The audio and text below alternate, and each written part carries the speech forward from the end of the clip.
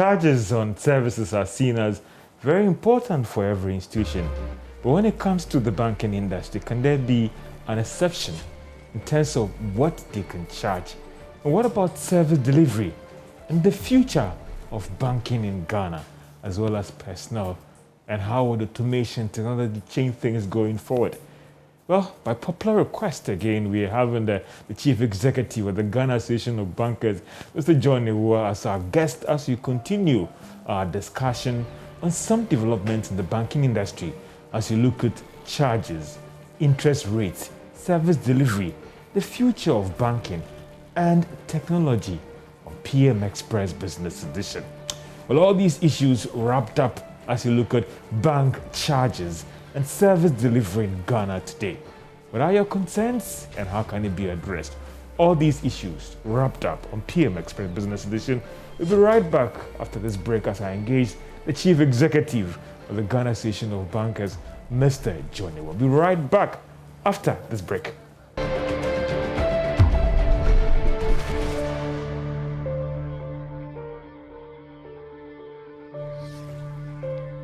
Welcome to PM Express Business Edition as we turn the spotlight again on the banking industry. This time we're looking at charges and service delivery, as well as the future of banking. Would automation change things in the future? What will happen to the personnel?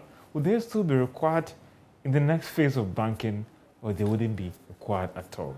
Mr. Awuah is the Chief Executive of the Ghana Association of Bankers, and indeed I'll say I'm grateful to have him join us in studio here for us to continue our discussion by popular request, I would say, to have him here to still continue with the unfinished business in the banking industry. And I believe that it's something that we can talk about it and make some progress in terms of issues. And Mr. Awuah, how are you doing?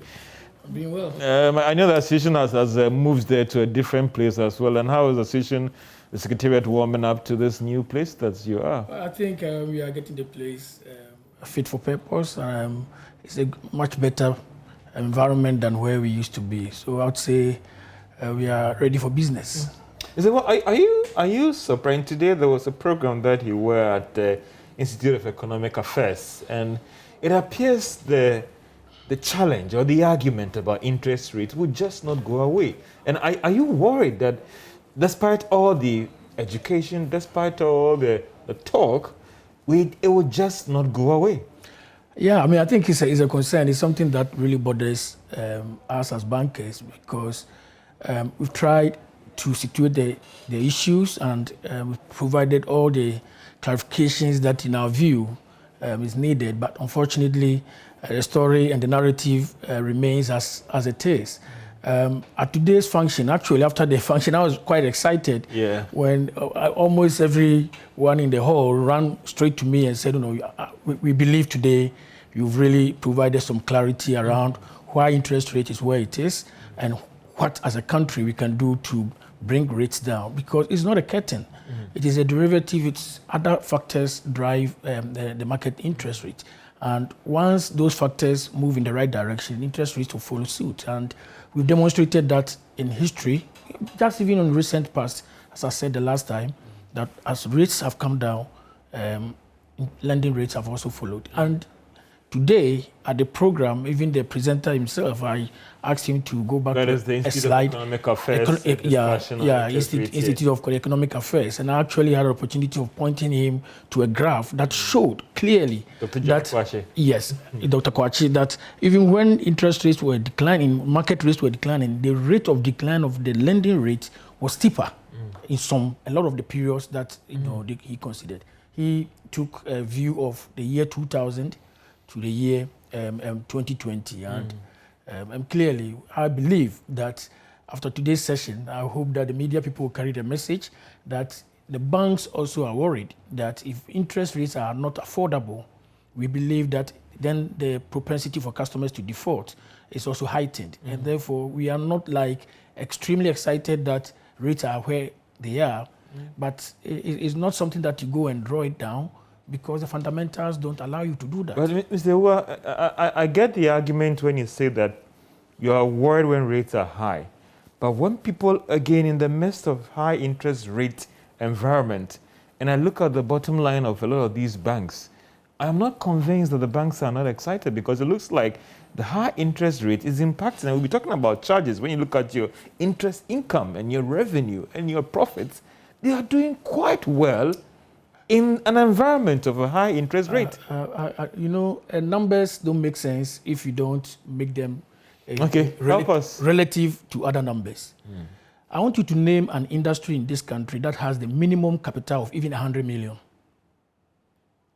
Give me an industry in this country that expects, before you can operate in that industry, you need minimum capital of just 100 million Ghana cedis. You can't name one. In banking, you need 400 million to say I have a bank or I operate a bank. Isn't because of the sector that you operate, yes, that makes it but if somebody gives you an investor gives you 400 million, which is money that has alternative or other opportunistic uses, you understand?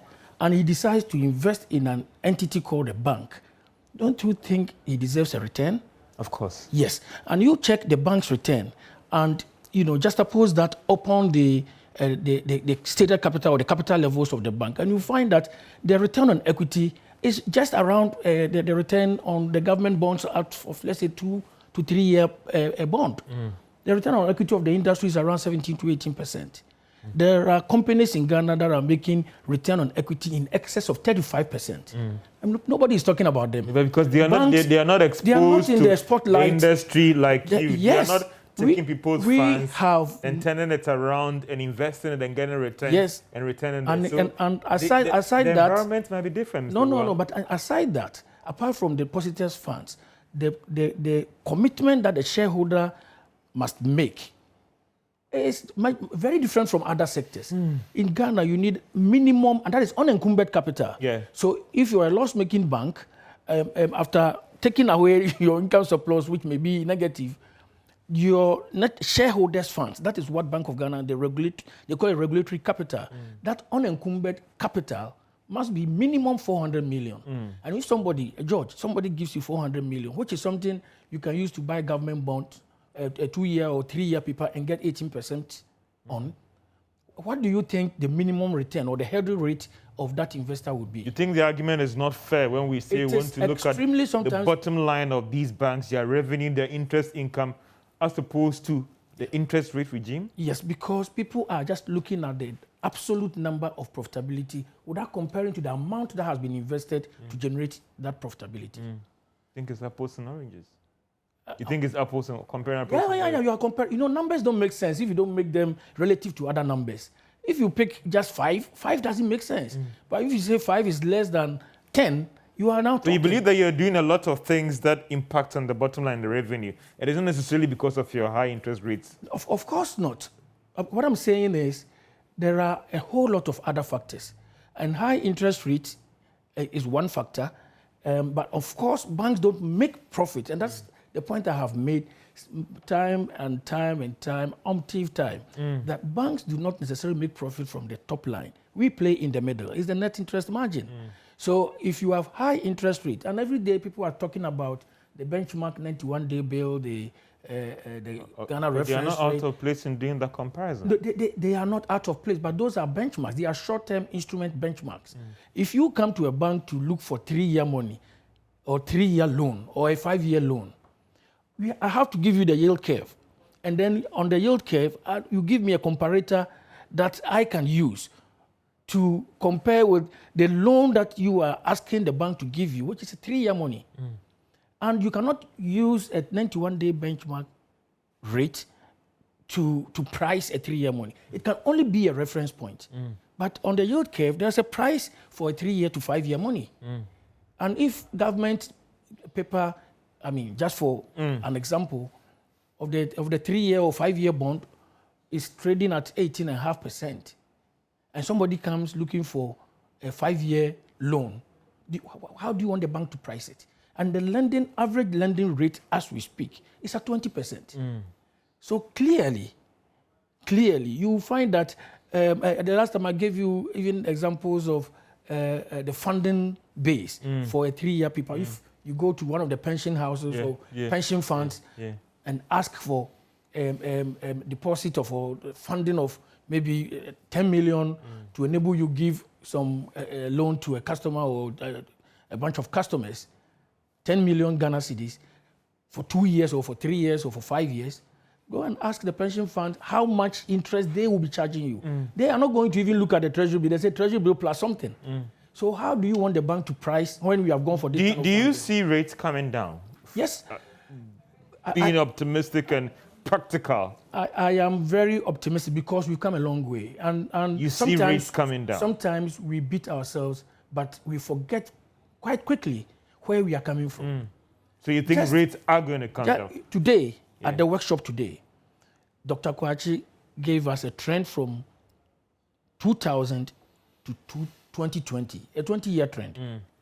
In 2000, the policy rate was at 27%.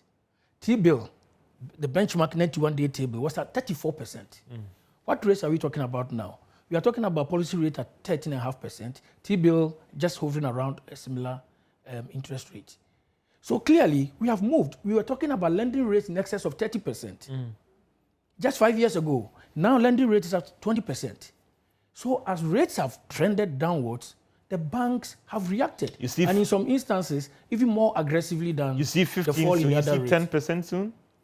It depends on the market fundamentals. The macro, if the macros improve sub 10, significantly, move sub 10, of course, rates will come sub 15. The next 2 years, a year? I think all other things being equal. It would be good to have the finance minister but holding all those variables constant. If you hold the variables constant, then you are talking about where we are. But if you hold the trend, variables improving positively, yes, of course, then we are going 15, to see 10%. I believe that is possible. We've seen inflation trending up. That should be worry for you as a bank. Yes, it is a worry because it will also have an impact on market conditions. How is that going to impact on cost of credit? Because then people are worried about policy rate, people are worried about those big lenders out there who want to lend. That is a concern for people. Of course. I mean, we should not be concerned when inflation is trending in a direction that is... fourth consecutive time. Yeah, fourth consecutive times. And it's a concern for us as bankers as well. Of course, we need to also balance the act. When inflation is at a certain level, if we have a big export base, then export becomes attractive. You understand? Because, you know, that food was a critical component in driving the rates up. Their argument is that, I mean, moving into September, we're going to approach the harvest season, things will trend down. Some are still optimistic that we'll still be in the +2, 8+2 or something, still in the single-digit bracket. So it's more of much I do about that we shouldn't be so much alarmed. Do the banks share this same optimism coming from those who might be managing the economy?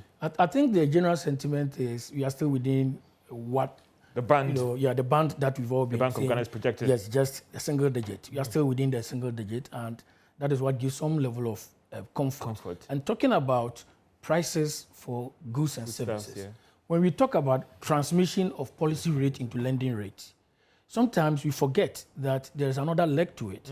That when banks also reduce the rates on borrowing, to what extent is it also transmitted to the customer?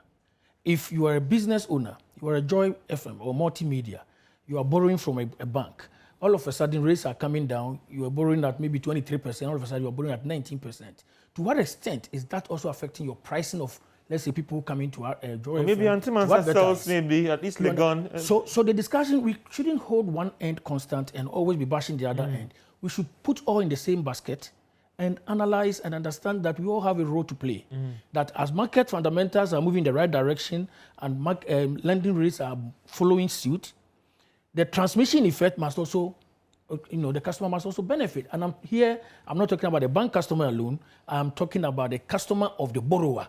The businesses that are borrowing big amounts of money from the banks who are benefiting from these rate declines. To what extent are they also transmitting those benefits to their Mr. Awuah, do you think that the spike in inflation rate, again, comes back to the whole argument is that, when we are talking about cost of credit, we cannot take the macro argument out. And therefore, if government, by policy, deals with the food inflation aspect of it, inflation should come down again, and that could, again, help push cost of credit down. Yes, of course. I mean, as inflation comes down, you find that the what's the name? The policy rate has also been chasing it. You understand? And the lending rate or the Ghana reference rate, which is the benchmark rate for lending now since 2018, is an interplay between the policy rate, the 91-day benchmark, and the interbank lending rate. And these things are affected by how the macro variables, of course, the economy is functioning. As market conditions are favorable and rates are trending positively downwards, I mean, we all benefit. We are all bank customers. I don't borrow at concessionary rates. You don't borrow at concessionary? No. What happens to the 3%? I don't belong to any particular bank. The 3% and the 5%. I don't belong the banking staff deserve because of the work they do. Of course. But 3%, 5%. I mean, compared to a Georgia who's coming from outside and have to do a 25%, a 30%, a 40%. It's just like on your birthday, you can get free hype on Joy FM. And maybe if I want to celebrate my birthday on Joy FM, you're not going to pay for that. I'll have to pay for it. You're not paying for that. No. I mean, if I want to hire here for 5 minutes, I'm sure I'll have to pay some money. Something can be worked out for you. Of course, yes. Yeah. Non-performing loans. Yes. It is still going up. How do we get around it? Because it is priced into it's a problem. Fresh loan. And it's a problem. What do you think can be done about it? I think we need to get borrowers to understand that when they default, there are consequences. They knew this way back 20 years ago. No, but the court system... 30 years ago, they knew about it. The court system... The judges knew about this thing 30 years ago. Yeah, but still, nobody is doing anything about it. So how do we get around it? But we need the judiciary to act. How?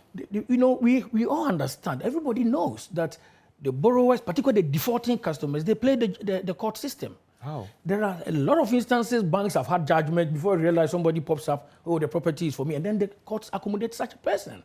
You find interlocutory injunctions here and there, things that just are mechanisms to frustrate the recovery process. If people know that once I put up my property and I take a loan from a bank and I default, that property is gone. Next time when they are coming to the bank to take a loan and there is something at stake, they will make sure they pay back, they concentrate on the payback and they pay. But now it looks like there's no proper consequences. The judiciary is not doing much to help you? I do not think they are doing up to 30%. Really? I can say for sure. Why would I have done everything as a banker? I have given a facility. In some instances, not even in some instances, now you have to register the collateral at the collateral registry. And there are processes that if you have the collateral properly registered at the collateral registry, you do not actually need the court system to foreclose on the collateral. But as soon as you start the process, the borrower goes to court and the court accommodates the borrower. They go to court and before realize there's an injunction on the collateral registry processes for realization, and then you have to go fighting in court before you come back. Sometimes, if it is inventory that you are using as the collateral and the court system takes you 2 years, 3 years, where is the inventory? It's either expired or the person has sold them off. You think the judiciary may have to do a lot to help and deal with the high non-performing every actor, default rate? particularly the Land Commission, Land Title Registry, the judiciary, the police, and everybody. We need everyone to be on board. Mr. What would you tell those who might also argue that a lot more due diligence on the part of the banks, the credit officers, the credit committees, in their quest to meet their targets, they also have to do a lot of work? I will not deserve this loan. I will not discount. You think that is a major problem you have to deal with? There is always room for improvement. We are working with people, and we can't say that we are perfect. I'm sure the credit process, the sanctioning processes, sometimes may not go in line with even sometimes their own internal policies. We've seen a bit here and there, but I wouldn't layer that place as the key issue here, because if you are very familiar with the lending processes in the banks, it's not a one-person decision. Credit committee it's a whole, and depending on the amount of money you are borrowing, it goes to the board credit committee, apart from management credit committee, even sometimes before the default rates are high. Because we have... The default rates are not coming from a German who is coming from Obosokai. These are coming from big business. And I won't mention the names. I know one bank that went down, and you looked at the top 10 defaulters. These are big businessmen who we can mention their names here. And that is what... Big companies. That's what tells you the bigger they are... If the escrow committee was doing their work... I said the bigger they are, the more influential they become in the court system. The bigger they are, the more they are able to play out in the court system. I can tell you some banks have been in court chasing foreclosure for in excess of 5 years. You won't find this anywhere we are comparing lending rates to. In the economies where lending rates are at those levels, you won't find it. During the 2008 financial crisis in the US, overnight, how many houses were put foreclosure? They didn't have to go chasing, going to court filing processes. Once this, you've defaulted, there's default, there's objective evidence that you cannot pay the debt. That we've registered the collateral register. There are processes for realization. We just have to go there and do it. Abuse. But the Maybe point some is, banks were abusing the process. No, but that is where judiciary comes in to protect that customer. Okay, I don't have the data to support the point that you are making. I don't have that data. But the point is, why would judiciary accommodate a borrower that we know definitely, sometimes, even after the same court has given judgment, the borrower then turns out and comes and says, stay of execution, we are now willing to pay. You have been in court for almost 3 to 5 years. Just when the bank has been able to secure judgment and is entering execution, there's another process. Please stay execution, I'm going to give you a payment plan. And that payment plan, it's just a fluke, just to frustrate. So in the environment where there is low default and the macro fundamentals are good, that is when you are talking about the lending rates being where you are trying to compare Ghana to. We have a problem with the character of some of the borrowers. We do have, and there are other factors that don't have. So what is your unrealistic target not driving to these high default rates? I think we've been here before. I know, but I'm saying that is for some people, they think that is where the challenge is. No, I have been around for a while. At least you've been in a credit committee. You've chaired credit committees. I've chaired credit committees. Yes, of course. I've been around at least 6 different banks. So I can tell you the discussion is similar across all 6 banks that I've worked in. And if you talk about targets being the cause, I don't subscribe to that. Yes, there may be isolated incidents here and there, but I do not subscribe to that being the cause. Yes, we are a financial institution, or we are financial institutions, we are banks. We do not give targets that allow people to just be sitting down and things are just happening. We give aspirational targets. We don't give, or challenging targets. We don't give targets that cannot be achieved. There was one individual in this country, I'm not mentioning him, where that individual was so exposed, but every bank was chasing this company with credit. And when that company went down, we knew the rippling effect on the entire banking industry. And banks were running to this person when they knew about the potential challenges. I know who you're talking about. When you have these instances, I find it hard to be convinced that the escrow committee, the credit officers are doing a lot of due diligence to ensure that we reduce the high default rate. Because who cares? When I walk into your bank, that default is priced on my loan. Yeah.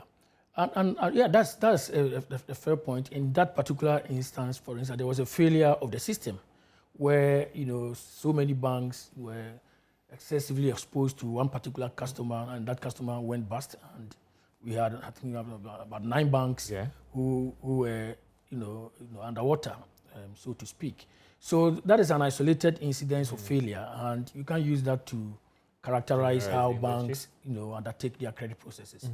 See, let's come to charges. And I know recently, even the Bank of Ghana, and you look at other industries, and I appreciate every bank might differ, but in a time where we want to promote financial inclusion, we still have banks charging opening balance charges and all the rest. Well, some are doing zero count. I mean, in an era where the more we have in the system, the better for all of us. When it comes to bank charges, the concern is that some banks are not being fair and are not doing much to help in improving on the financial inclusion when it comes to charges.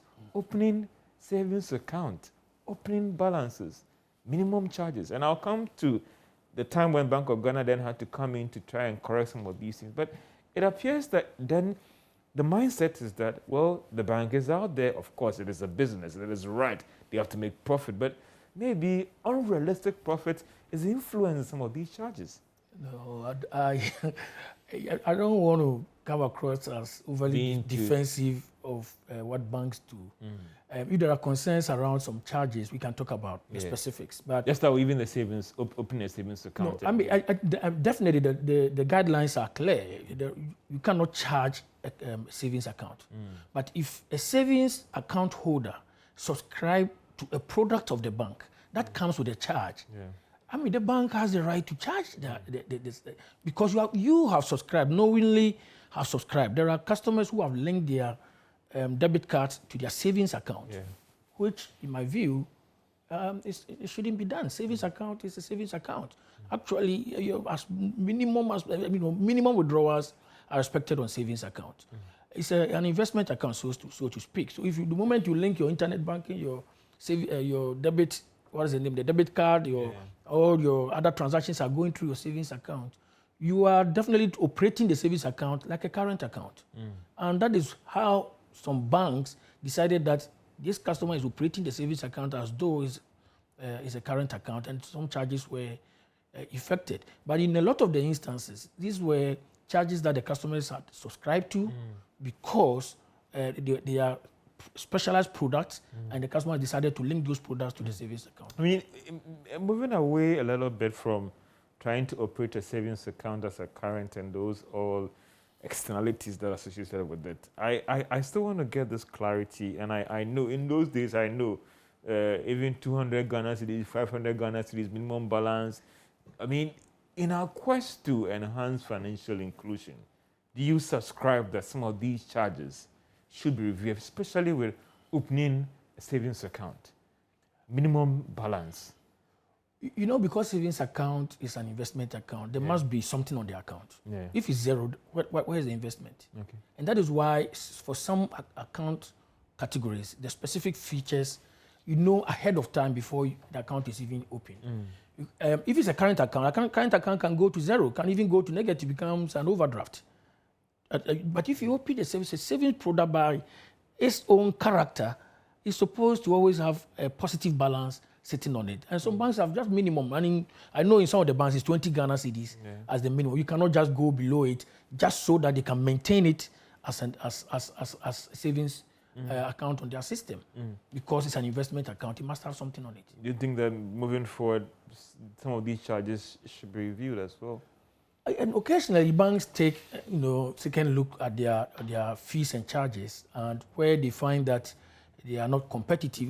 It's a market mechanism. So the banks are also on the lookout. They look at the bank next door, or other alternate channels. If it's a fintech or even a telco that is doing similar thing and the charge is not competitive, they themselves have taken the trouble to review those prices in line with their view of where the market price is. Recently, the Bank of Ghana had to come in to give some directives on charges. Some would say that should have taken the Bank of Ghana to draw the attention of banks on some of these charges. And I know it's still an ongoing debate about, okay, if you want me to still hold a savings account for a customer, then these are the concerns. Whether we should still operate a savings account that has the similarities and services of a current account and all those things.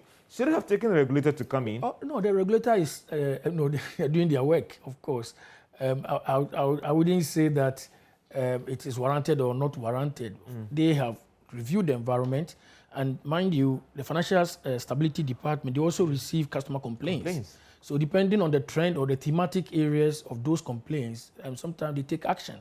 And we have cause to believe that that directive, was drawn from some of the complaints that they may have received from some bank customers. But, the challenge as universal banks we face is when these reports are issued or these directives are issued, it comes across as though it's the bank. You're giving the but you have the microfinance, the microfinance institutions there. But you have the savings and loans, you have finance I get worried when it comes across as if it's a surprise. Most of these directives, the banks are given a first-hand copy before it comes out. But the thing is, we cannot change how Bank of Ghana, But you knew about it, so if it can be corrected, or you can draw Bank of Ghana's attention that, listen, this charge you spoke about, or you mentioned the directive, we've reviewed it long ago. Yeah, but you see, the charges are not standard across the market. If you are a bank, you have reduced your price from 5 cedis to 3 cedis. It doesn't mean that Bank B may have also reduced their price from maybe 7 cedis to 5 cedis. So it is very difficult to compare. So that's why we always talk about the average for the industry.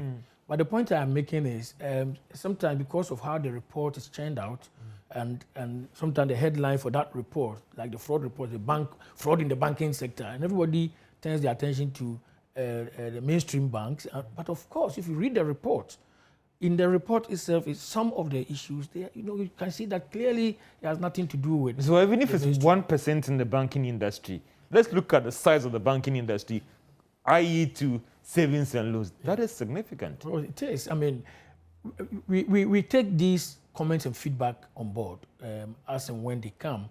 But the point is, as I explained, if you pick, and that's why I want you to go into some of the specifics of that report. Then I can respond to them, and tell you exactly what the situation is. But since you have narrowed down the savings account, I can tell you that if you download or take a dump of savings accounts in this country, and you check the debit transactions on the savings account, I'm sure you only find just about 5% of savings accounts in this country qualifying to be savings accounts. The rest are current accounts in disguise. Really? I'm telling you. So what are you going to do? It's all working with the customer, letting the customer understand that, you know what, if you want to use this account as your operational account, why don't you convert it to a current account for free? You do. I get from you that engagement is going on right now with some of the banks to try and convince them that based on the directive from the Bank of Ghana, it appears that we can no longer operate this account for you, and we have to move it to a current account. Yeah, it's a matter of talking to the customer. You need the customer's buy-in. You cannot just change the. That's what I'm saying. Engage. Account. It's an engagement. But Mr. Well, I still want a savings account. I don't want which to is very good. To a current account. We actually encourage people to keep savings and keep current. You are paid. As soon as you are paid, you know how much of the money you are saving. You move that into your savings account. Then you operate your current account for all your other transactions. That savings account is an account that must yield you interest. The more you withdraw from it, it gets to a point you don't qualify for interest. So you are doing yourself a disservice. So all you have to do is, George, you can keep your current account and keep a savings account. And when you have used for transacting, I want to pay my utility bill, you debit your current account, you pay your utility bill. I want to pay school fees. You debit your current account, you pay your school fees. Your savings account, maybe you are saving to buy a car, or you are saving as a down payment for a house. Then over a period, you would have accumulated sufficient resources to undertake whatever venture that, for which reason you decided to save. Well, I'll come back to the loan, the charges as well, again on loans as well, and even the normal ATMs. And well, you are there, Pepe, the bank is alerting you, there's a charge on this, Pepe, and all those things. I mean, some are saying that, listen, it is still not fair. I engaged the Private Enterprise Federation boss last week, and then he was drawing my attention that there are still some banks that are still charging these charges. Okay, I'll talk. So this is PM Express Business Edition as I engage the Chief Executive of the Private Enterprise Federation, talking about, John Awuah is the Chief Executive of the Ghana Association of Bankers as we look at bank charges, interest rates, the future of banking, what is going to happen, and also service delivery. We'll be right back after this break.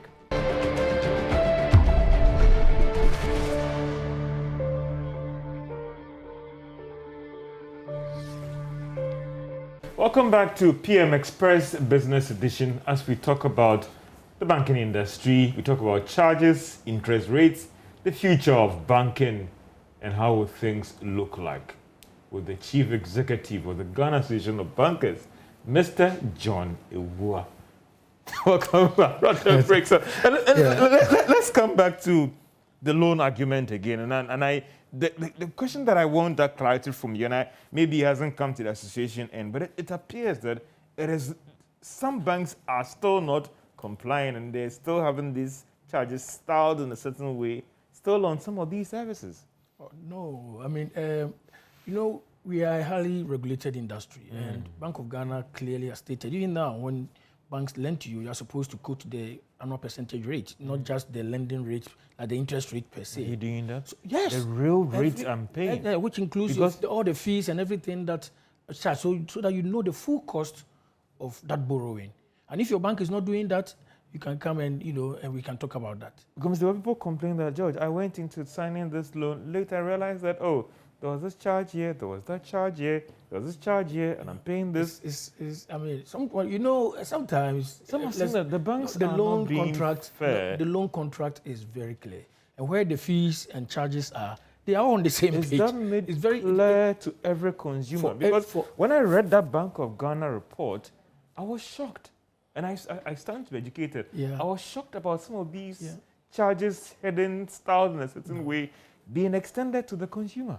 And that is why I said that it would be good to get the specifics of the areas that you believe that the banks were hiding something. But I have also read that report, and clearly, and the last time I think we had a discussion, I stated for each one of them, I gave you whether it's something that really the banking industry is like culpable in one way or the other. If you talk about, I think there was an instance of banks charging interest rate per month. Yeah. I mean, there's no bank in Ghana that charges or communicates interest rates on monthly basis. Our interest rates are always per annum. You understand? So some of these things, of course, they find themselves in the report because some other SDIs are doing them, but does not necessarily mean that your mainstream bank is also undertaking those kinds of as we speak right now, do I get the understanding from you that before a Kojo Mensah Bosokan comes for a loan of 100,000, every charge and interest is clearly communicated to that person? I can tell you 100% for sure. And it's not like there's a charge here and then the next charge is on page 2 or page 3 of the loan contract. They are on, and most of the instances on the first page. So if you have really, you can take a loan and you can sign a signature and you can read that you have taken a loan amount of 100,000 and you know that you are paying an interest of maybe 20%. You know that you are paying a processing fee of maybe a 1% or something for insurance. Those things are all spelled out, and they are all spelled out all on the same page. Kojo Bosokan is so Nothing is hidden anywhere. Kojo Bosokan is so much in a hurry when Mr. Well communicated that, listen, the credit committee has approved your 200,000 Ghana cedis for you. Flipping to the books, signing. Yes, of course, that you don't blame the institution. All right, but it appears that is what happened. But George, I mean, I know that you are doing this maybe as an academic exercise, but I'm sure you have taken a facility from a bank before. Your relationship manager or the branch manager will take you through the loan facility. The facility, the offer letter, they will explain to you. If there's anything on the offer letter you don't understand, you don't have to sign. If there is a sentence... And it is happening. It is happening. Because why are we having all If there is a sentence in the offer letter you don't understand, don't sign it. Your bank owes you a duty of explaining exactly what that sentence means and the consequences if that sentence is breached. So there is no need for you saying that, oh, I didn't know. You also have a responsibility or a duty to ensure that everything on the loan contract is something you understand. If you don't, you can give to a third party, somebody you trust. You can give to a friend that you believe has better financial literacy than yourself, or walk straight to your bank, and they have a duty to explain to you everything that is contained in that offer letter. Do you think that, and I know this argument came up in the workshop today, you are not for capping of interest rates, do you? We do not believe that is a solution. Why? We think that it can be... If you can, other markets have done it. No, it can be counterproductive, and the potential unintended consequences can be dire for the economy. Why? In Africa, you can only think about Kenya. That they did it in 2016, and they reversed it in 2019. Okay, 2 years. Yeah, it did not last because of the issues that we are highlighting. That is not where the solution lies. We are a free market economy. Our currency is floating. Our commodities are floating on the market. Why would we want to regulate lending rate? Why do you want to establish a cap? It's a commodity. Money is why do you want to establish a cap?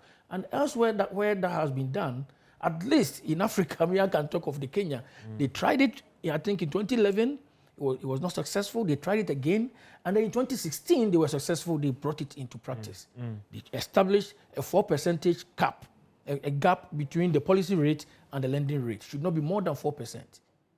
They operated 2016. By 2019, they had done a 360. Because when we trust market forces to do the work and it's not working, but maybe there should be an intervention in that market. But in our terrain, it is very clear. I think the market One forces day when are we come working. here, I think we need to do a board. Do something. You think the market forces are working? It's working perfectly. Interesting. It is a perfect. You shouldn't have had the president complain. You shouldn't have several actors in this market complain about high interest rates. The correlation between lending rate and all the other rates is actually a nice picture to look. You will find that they are all sweeping in the same direction. There is not an instance where you find all other rates coming down, the lending rate is either staying flat or is moving in the opposite direction. So that correlation is working. What people do not understand, they want it to be proportional. But it cannot be proportional because the determinants are varied. It's not just one factor. So if policy rate comes down by 1 percentage point, do not think that my borrowing, which was at 20%, is now coming to 19% because the policy rate has come down by 1%. The policy rate is one of 3 factors that generate the Ghana reference rate. So if that one factor, 1%, is gone down, you don't even know the weighting of that factor within that basket. So you cannot expect that because policy rate has come down by 1%, my lending rate must also come down by 1% because of the relativities in the other variables in the basket. Mr. Awuah, service delivery, how do we get around it? Because the complaints, and again, if you engage the stability department, the supervision department at the Bank of Ghana, is nothing to write home about.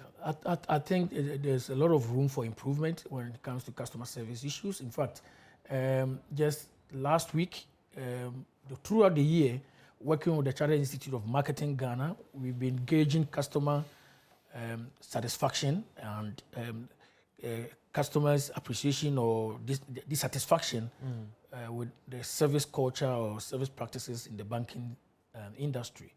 I'm sure in the coming days we'll hear from the CIMG. They'll be launching the survey results. And I was quite surprised at the turn of the results, at some of the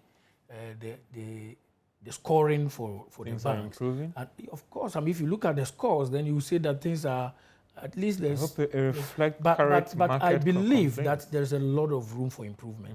I think banks have to do more, engage the customer more, communicate to the customer more, where we need the customer to do something. Sometimes one channel doesn't hit the customer.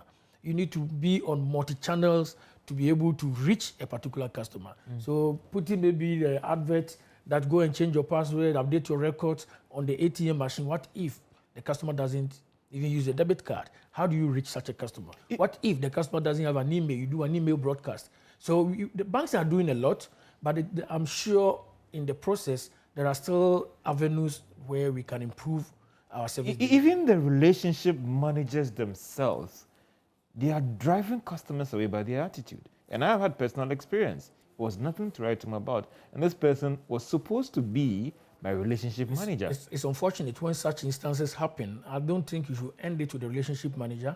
The relationship manager reports to somebody else.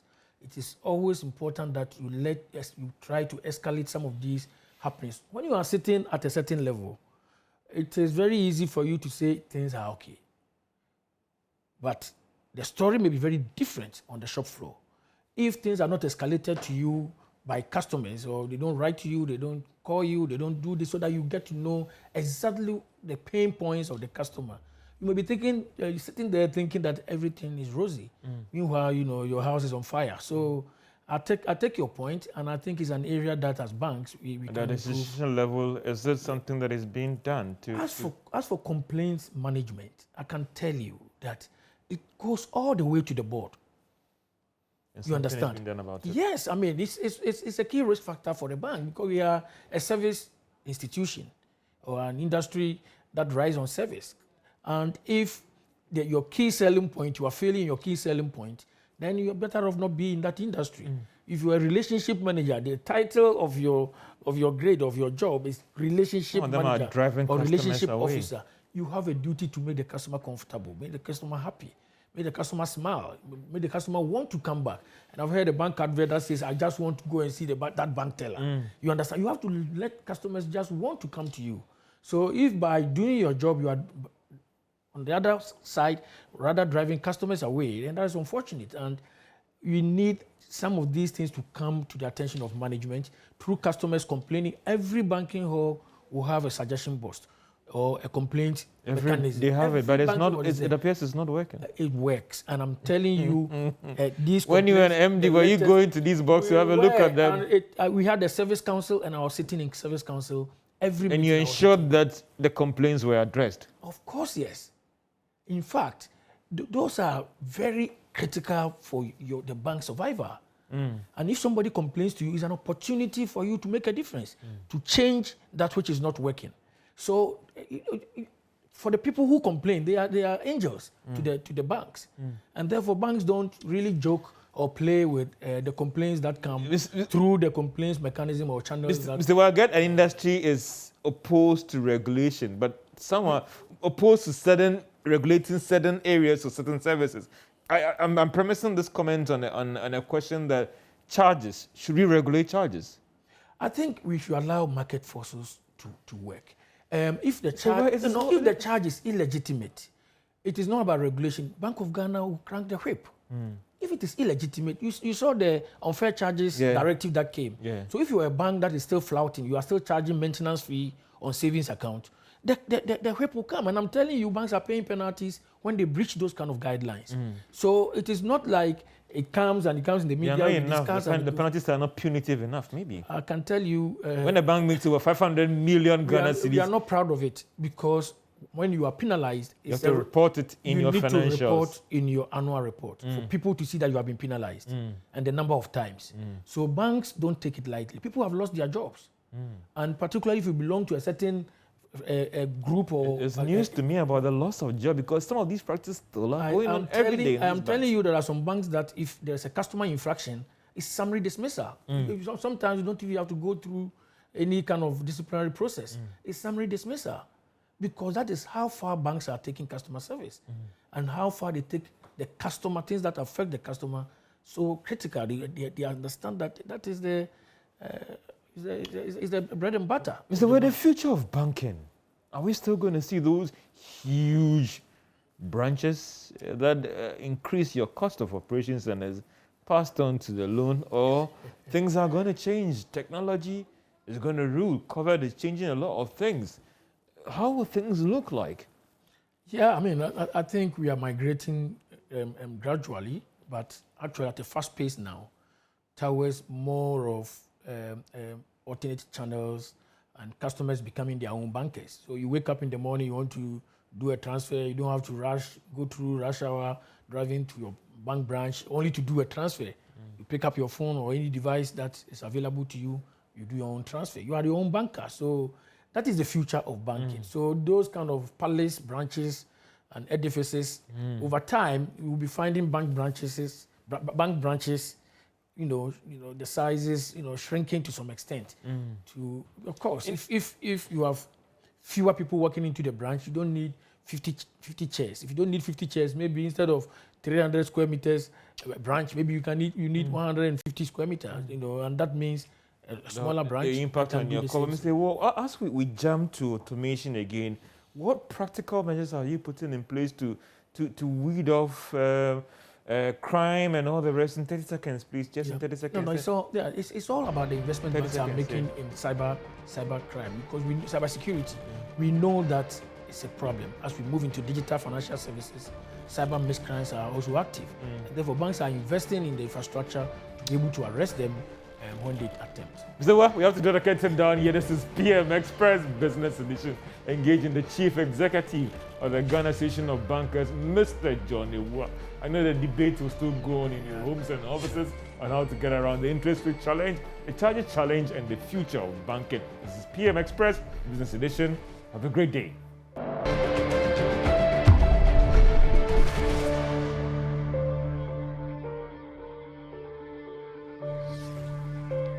Hello, I'm Dori Nando. You can catch up with all the fun on the Cosmopolitan Mix and on all our shows via podcast. Just go to My Joy Online podcast and search for your favorite show and relive those moments all over again.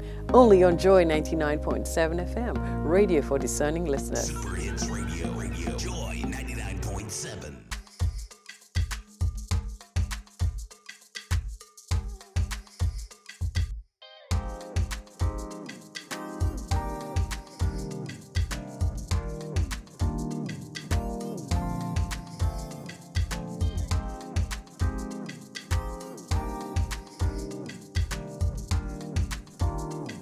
Hello and welcome to Springboard, your virtual university. Spike.